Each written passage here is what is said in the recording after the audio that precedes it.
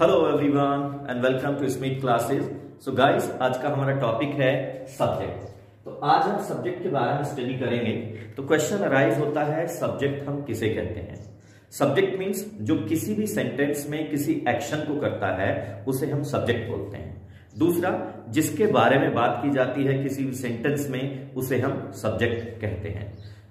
Subject को हम कभी कभी डूअर के नाम से भी जानते हैं। आप सब्जेक्ट को डूअर भी कह सकते हैं।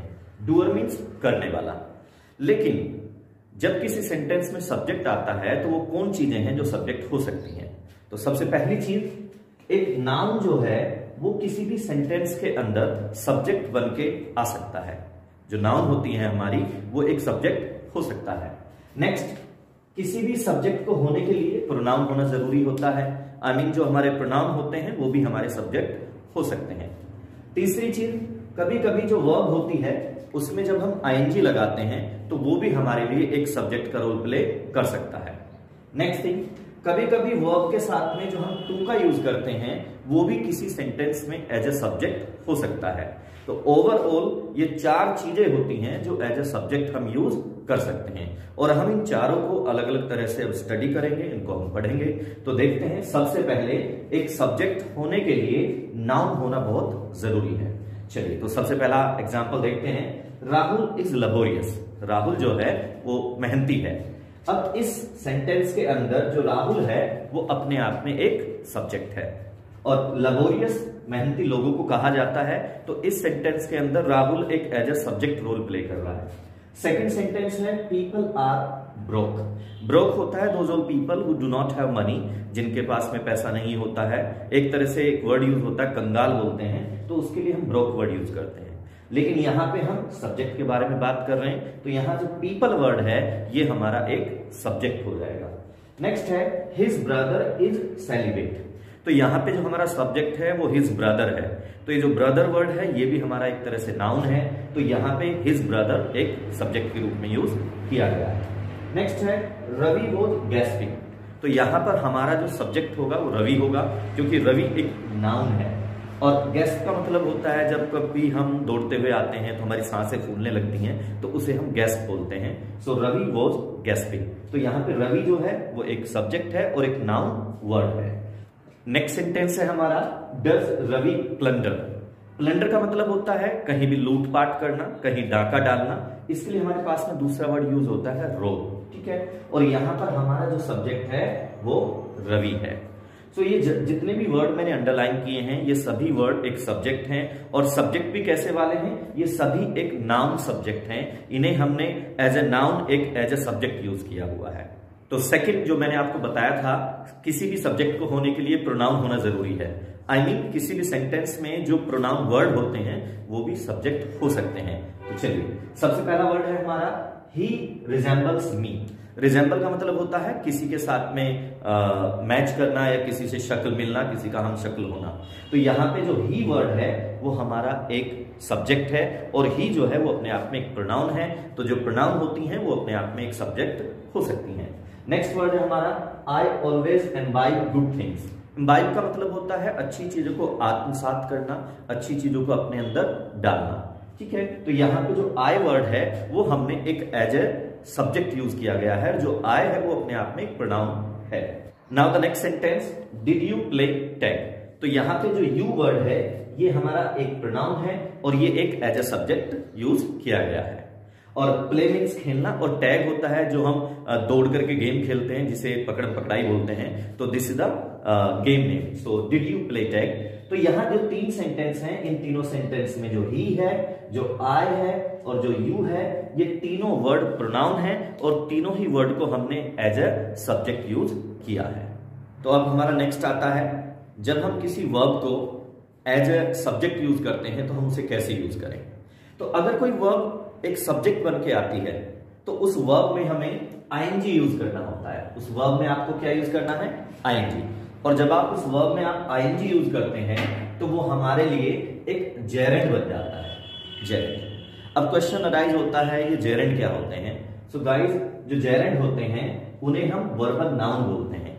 वर्बल नाउन का मतलब होता है जब किसी वर्ब को हम एज ए नाउन यूज करते हैं तो वो जेरेंड बन जाते हैं। और वो कैसे बनते हैं, उसमें वर्ब में आईएनजी को यूज करना होता है। तो अगर आपका वर्ब कोई सब्जेक्ट बन के आता है तो हम उसमें आईएनजी हमेशा लगाते हैं और उसे एज ए जेरेंड यूज करते हैं। तो सेंटेंस के थ्रू समझते हैं। जैसे हमारा पहला सेंटेंस है टीचिंग ड्राइव्स मी क्रेजी।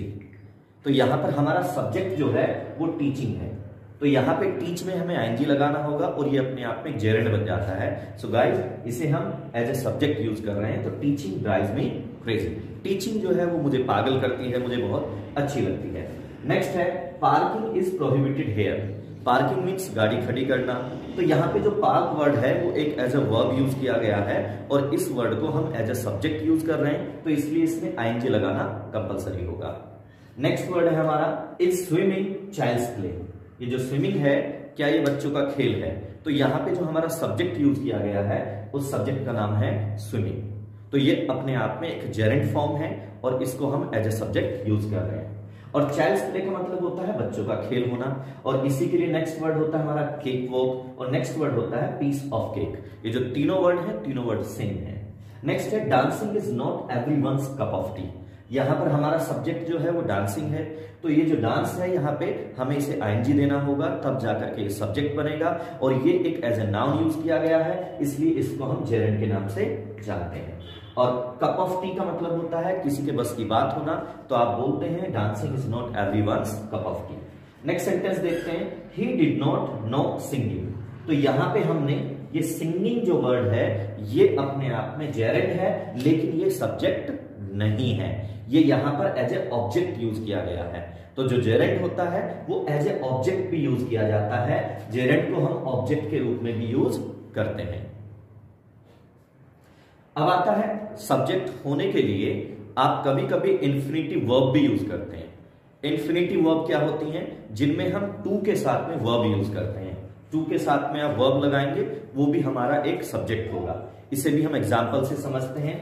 जैसे to walk is good for health, यानी कि टहलना जो होता है वो सेहत के लिए अच्छा होता है। तो यहां पे आप इसको वॉकिंग भी कर सकते हैं।